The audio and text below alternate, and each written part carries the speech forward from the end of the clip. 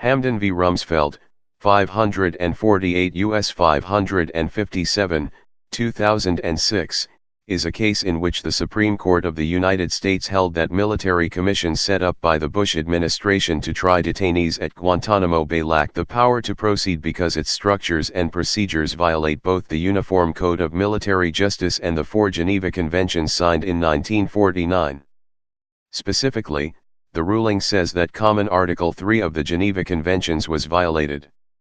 The case considers whether the United States Congress may pass legislation preventing the Supreme Court from hearing the case of an accused combatant before his military commission takes place, whether the special military commissions that had been set up violated federal law, including the Uniform Code of Military Justice and treaty obligations, and whether courts can enforce the articles of the 1949 Geneva Convention. An unusual aspect of the case was an amicus brief filed by Senators John Keel and Lindsey Graham, which presented an extensive colloquy added to the congressional record as evidence that Congress was aware that the Detainee Treatment Act of 2005 would strip the Supreme Court of jurisdiction to hear cases brought by the Guantanamo detainees. Because these statements were not included in the December 21 debate at the time, Emily Bazelon of Slate magazine has argued their brief was an attempt to mislead the court. On June 29, 2006, the court issued a 5-3 decision holding that it had jurisdiction, and that the administration did not have authority to set up these particular military commissions without congressional authorization, because they did not comply with the Uniform Code of Military Justice and the Geneva Convention, which the court found to be incorporated into the Uniform Code of Military Justice. Background: the plaintiff was Salim Ahmed Hamdan, a citizen of Yemen who worked as a bodyguard and chauffeur for Osama bin Laden. Hamdan had formerly worked in Afghanistan on an agricultural project that bin Laden had developed. Hamdan was captured by militia forces during the invasion of Afghanistan in the fall of 2001 and turned over to the United States. In 2002, he was sent by the U.S. to its new Guantanamo Bay detention camp at its naval base in Cuba.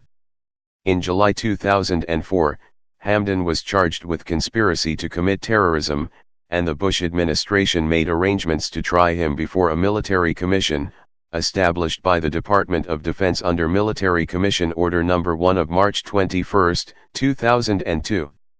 He was assigned a defense counsel, LCDR Charles D. Swift from the Navy JAG, who with a legal team filed a petition for Hamdan in U.S. District Court for a writ of habeas corpus, challenging the constitutionality of the military commission, and saying that it lacked the protections required under the Geneva Conventions and United States Uniform Code of Military Justice.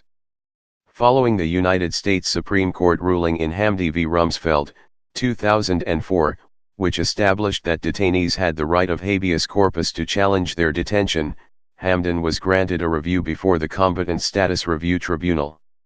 It determined that he was eligible for detention by the United States as an enemy combatant or person of interest. The defendants in this case included many United States government officials allegedly responsible for Hamdan's detention. The short name of the case includes only the first-named defendant, then Secretary of Defense Donald Rumsfeld. District and Appeals Court rulings.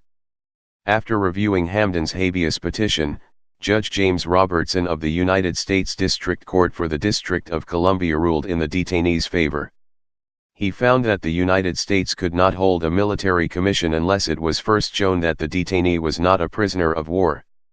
On July 15, 2005, a United States Court of Appeals for the District of Columbia Circuit 3-judge panel, A. Raymond Randolph, John Roberts, and Stephen F. Williams, unanimously reversed the decision of the District Court. Judge Randolph, who wrote the decision, cited the following reasons for the legality of the military commission. Military commissions are legitimate forums to try enemy combatants because they have been approved by Congress. The Geneva Convention is a treaty between nations and as such it does not confer individual rights and remedies.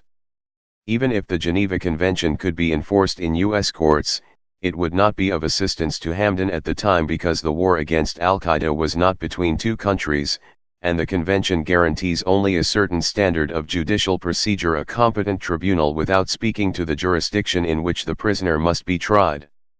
Under the terms of the Geneva Convention, Al-Qaeda and its members are not covered. Congress authorized such activity by statute. The judicial branch of the United States government cannot enforce the convention, thus invalidating Hamdan's argument that he cannot be tried until after his prisoner of war status is determined. Supreme Court decision. On November 7, 2005, the Supreme Court issued a writ of certiorari to hear the case. The petition was filed on behalf of Hamdan by Neil Katyal of Georgetown University Law Center and Lieutenant Commander Charles Swift of the U.S. Navy, an alumnus of Seattle University School of Law. The Seattle law firm Perkins Coie provided the additional legal counsel for Hamdan.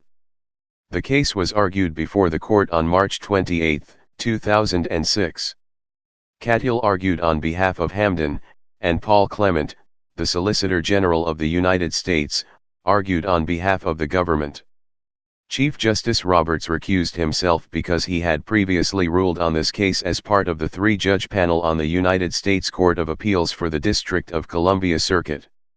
Critics called for Justice Antonin Scalia to recuse himself, since he had made allegedly improper comments about the decision of the case prior to hearing oral arguments.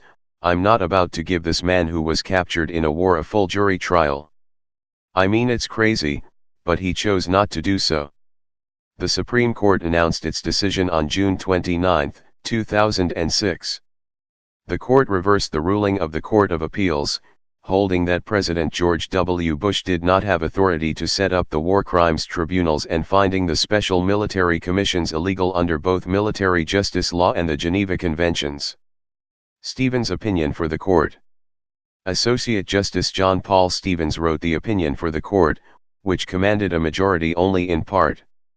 The Stevens opinion began with the issue of jurisdiction, denying the U.S. government's motion to dismiss under Section 1005 of the Detainee Treatment Act of 2005, DTA, which gave the D.C. Circuit Court of Appeals exclusive jurisdiction to review decisions of cases being tried before military commissions. Congress did not include language in the DTA that might have precluded Supreme Court jurisdiction, making the government's argument to the court unpersuasive. The government's argument that Schlesinger v. Councilman 420 U.S. 738, 1975, precludes Supreme Court review was similarly rejected. Councilman applied to a member of the U.S. military who was being tried before a military court-martial. In contrast, Hamdan is not a member of the U.S. military, and would be tried before a military commission, not a court-martial. To the court, the more persuasive precedent was Ex parte Quirin, in which the court recognized its duty to enforce relevant constitutional protections by convening a special term and expediting review of a trial by military convention. The opinion explicitly stated that, because DTA did not bar it from considering the petition, it was unnecessary to decide whether laws unconditionally barring habeas corpus petitions would unconstitutionally violate the suspension clause. The opinion then addressed the substantive issues of the case. It explicitly did not decide whether the president possessed the constitutional power to convene military commissions like the one created to try Hamdan. Even if he possessed such power, those tribunals would either have to be sanctioned by the laws of war, as codified by Congress in Article 21 of the Uniform Code of Military Justice, UCMJ, or authorized by statute. As to the statutory authorization, there is nothing in the Authorization for Use of Military Force, AUMF, even hinting at expanding the President's war powers beyond those enumerated in Art. 21. Instead, the AUMF, the UCMJ, and the DTA at most acknowledge the President's authority to convene military commissions only where justified by the exigencies of war, but still operating within the laws of war. As to the laws of war, to the majority these necessarily include the UCMJ and the Geneva Conventions, each of which require more protections than the military commission provides. The UCMJ, Art. 36, b, requires that rules applied in courts-martial and military commissions be uniform insofar as practicable. Stevens found several substantial deviations, including: the defendant and the defendant's attorney may be forbidden to view certain evidence used against the defendant, the defendant's attorney may be forbidden to discuss certain evidence with the defendant. Evidence judged to have any probative value may be admitted, including hearsay, unsworn live testimony, and statements gathered through torture, and appeals are not heard by courts, but only within the executive branch, with an exception not here relevant. These deviations made the commissions violate the UCMJ. The majority also found that the procedures in question violate the at least applicable common Article 3 of the Geneva Conventions. It found that the D.C. Court of Appeals erred in concluding that the conventions did not apply. It erroneously relied on Johnson v. Eisentrager, which does not legally control in Hamdan's case because there was then no deviation between the procedures used in the tribunal and those used in courts martial. It erroneously ruled that the Geneva Conventions do not apply because Art. 3 affords minimal protection to combatants in the territory of a signatory, and those minimal protections include being tried by a regularly constituted court, which the Military Commission is not. Because the Military Commission does not meet the requirements of the Uniform Code of Military Justice or of the Geneva Convention, it violates the laws of war and therefore cannot be used to try Hamdan. The court did not hear the question that had decided the district court opinion, namely that Hamdan was entitled to exeat Art. 5 hearing instead of a combatant status review tribunal. Hamdan observes that Article 5 of the Third Geneva Convention requires that if there be any doubt whether he is entitled to prisoner of war protections, he must be afforded those protections until his status is determined by a competent tribunal. Because we hold that Hamdan may not, in any event, be tried by the Military Commission, the President has convened pursuant to the November 13th Order and Commission Order No. 1, the question whether his potential status as a prisoner of war independently renders illegal his trial by Military Commission may be reserved. Plurality sections. Because Justice Anthony Kennedy did not join Stevens' opinion as to several parts, largely on the grounds of judicial parsimony, that is, having decided that the military commissions had no foundation, the core question of the case was decided and the court did not need to go further. Those sections were without a majority in support. In one of these sections, Stevens addressed the issue of whether military commissions can try conspiracy charges. He argued that military commissions are not courts of general jurisdiction, which are able to try any crime, that the court has traditionally held that offenses against the law of war are triable by military commission only when they are clearly defined as war crimes by statute or strong common law precedent, cf. Quirin. Finally, he found that there was no support in statute or court precedent for law of war military commissions trying charges of conspiracy, either in the Geneva Conventions, in the earlier Hague Conventions or at the Nuremberg trials. Addressing the dissents. As is common in opinions to which there are dissents, Stevens' opinion addressed the major arguments in dissent. For example, the majority opinion says that Justice Scalia's argument concerning the jurisdiction stripping statute, section 1005e(1), ignores the effective date provision of that very statute, section 1005h. The majority opinion says that the government's contention that the war started on September 11, 2001, undercuts Justice Thomas's argument that it started in 1996. The majority opinion notes that language in the congressional record that the Scalia dissent cites was inserted into the record after the legislation had been enacted, by Senators Lindsey Graham, RSC, and John Keel, RAZ, and includes falsified quotations attributed to other persons. Breyers Concurrence. Justice Breyer wrote a one-page concurring opinion, joined by Justices Kennedy, Souter, and Ginsburg. Breyer contended that the commissions are not necessarily categorically prohibited, as long as Congress approves them. Congress has denied the President the legislative authority to create military commissions of the kind at issue here. Nothing prevents the President from returning to Congress to seek the authority he believes necessary. Where, as here, no emergency prevents consultation with Congress, judicial insistence upon that consultation does not weaken our nation's ability to deal with danger. To the contrary, that insistence strengthens the nation's ability to determine through democratic means how best to do so.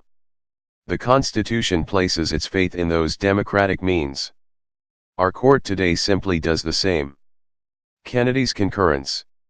Justice Kennedy wrote an opinion concurring in part, joined as to parts I and II by Justices Souter, Ginsburg, and Breyer.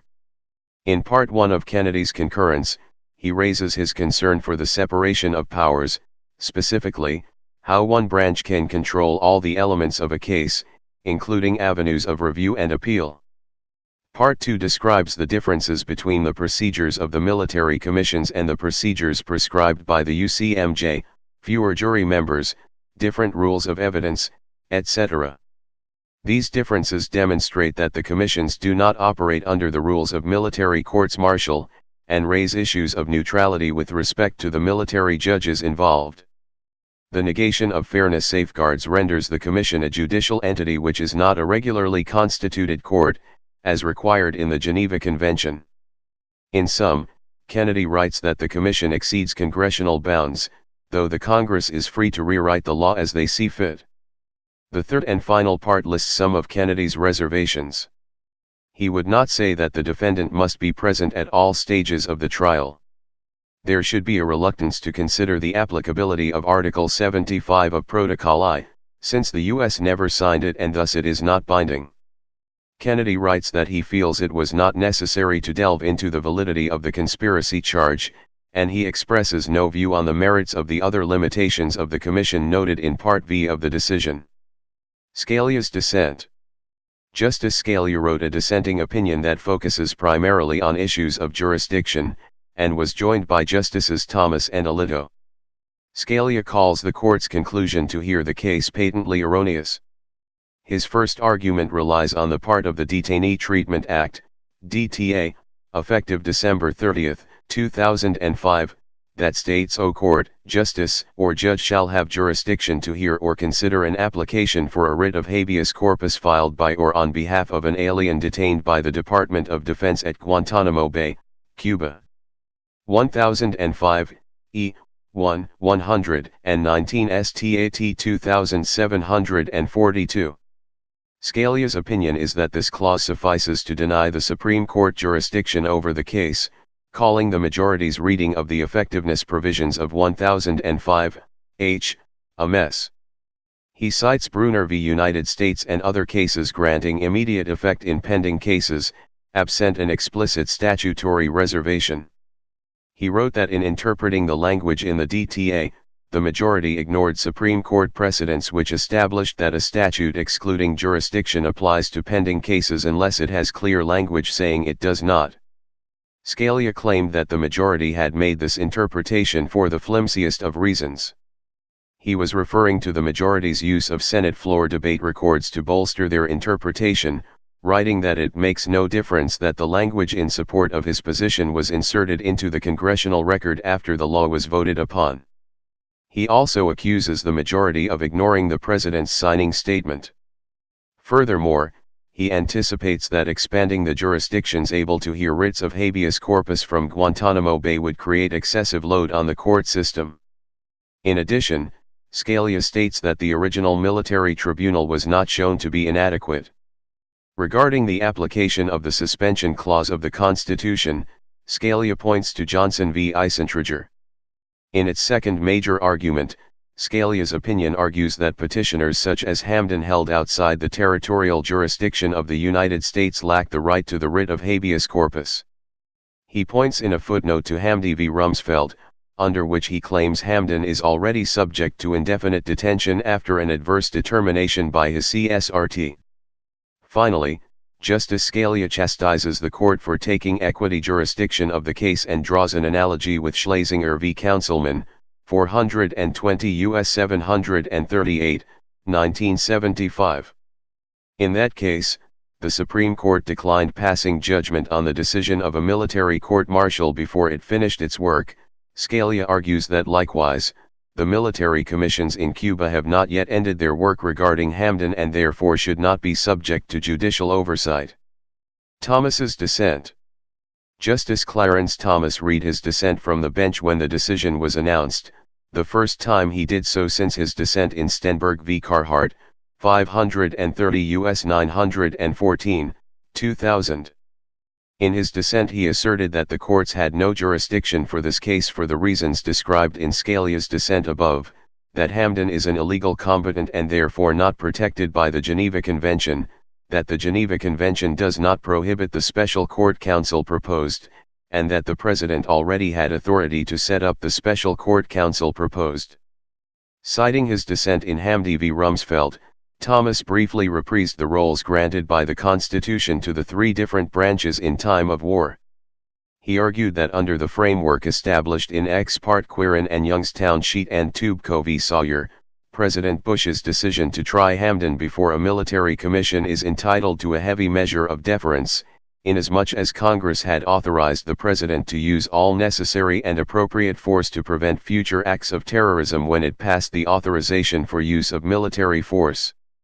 Thomas disagreed strongly with the plurality's determination that the legality of the charges against Hamdan are doubtful because he was charged not with an overt act for which he was caught red-handed, but with an agreement the inception of which long predated. He lambasted the plurality for second-guessing the executive's judgment, arguing that the court's disagreement was based upon little more than its unsupported assertions and constituted an unprecedented departure from the traditionally limited role of the courts with respect to war and an unwarranted intrusion on executive authority. Thomas further disagreed with the plurality's assumption that the date of the enactment of the AUMF constituted the start of war, suggesting that Osama bin Laden's declaration of jihad in August 1996 could be considered a declaration of war. Under this view, the enactment by Congress of the AUMF did not mark the beginning of the conflict with Al-Qaeda, but rather authorized the executive to use force to combat it. Additionally, Thomas wrote that under the common law of war, which is flexible and evolutionary in nature, war courts are permitted a degree of latitude in their jurisdiction. In holding otherwise, the plurality failed to properly defer to the judgment of the executive and military commanders. Referring to the court's recent decision in Rapinos v. United States, Thomas noted with some incredulity that while the justices in the instant decision disregard the commander-in-chief's wartime decisions, they had no trouble deferring to the judgment of the Corps of Engineers in upholding the agency's wildly implausible conclusion that a storm drain is a tributary of the waters of the United States. He added that it goes without saying that there is much more at stake here than storm drains. Thomas likewise disagreed with the plurality's holding that even if the government had charged Hamdan with a crime that was clearly cognizable by military commission, the commission would still lack power to proceed because it does not comply with the terms of the UCMJ and the 4 Geneva Conventions signed in 1949. He again emphasized that the jurisdiction of military commissions is not prescribed by statute but is rather adapted in each instance to the need that called it forth. Thomas argued that the court's conclusion that Article 36 of the UCMJ amounts to an attempt by Congress to curb the executive's power is contrary to the text and structure of the UCMJ and also inconsistent with prior decisions of the court. Addressing Hamdan's claims under the Geneva Convention, Thomas argued that these are foreclosed by the court's holding in Johnson v. Eisentrager, where the majority noted that the respondents could not assert that anything in the Geneva Convention makes them immune from prosecution or punishment for war crimes. Further, even if Hamdan's claim under Common Article 3 was not foreclosed by Eisentrager, it is nevertheless meritless insofar as the President has accepted the determination of the Department of Justice that Common Article 3 of Geneva does not extend to Al-Qaeda detainees. Thomas asserted that the court's duty in this instance to defer to the President's understanding of the provision at issue is made even more acute by the fact that he is acting pursuant to his authority as Commander-in-Chief. Alito's dissent. In a 7-page dissent, Alito sided with Thomas and Scalia's explanation of why they believe the courts had no jurisdiction for this case. He explained why he believed the military commission in this case was legal. Alito disagreed with the holding of the court which found that military commissions did not meet the definition of a regularly constituted court as required in Common Article 3 of the Geneva Conventions. Alito argued that Common Article 3 was satisfied in Hamdan because the military commissions qualify as courts, were appointed and established in accordance with domestic law, and any procedural improprieties that might occur in particular cases can be reviewed in those cases. Alito specifically disagreed with the opinions supporting the judgment which held that the military commission before which Hamdan would be tried is not a regularly constituted court, and that the military commission is illegal, because the commission's procedures allegedly would not comply with 10 U.S.C. 836. Alito wrote that the military commission was regularly or properly constituted, using the example of the various types of local, state, federal and international courts, and how although these courts are differently constituted and differ substantially in many other respects, they are all regularly constituted. Alito stated that Geneva Convention Common Article 3 does not specifically rule out military commissions, and further points to the commentary in Article 66, which was the article the court used in support of its opinion. Alito argued that even if Common Article 3 recognizes a prohibition on special tribunals, which Article 66 does prohibit, such a prohibition is not applicable to Hamdan's tribunal because the military commissions were regular. Further, because the Bush administration might conduct the hundreds of such tribunals according to the same procedures, Alito concluded that it seems that petitioner's tribunal, like the hundreds of others respondents propose to conduct, is very much regular and not at all special.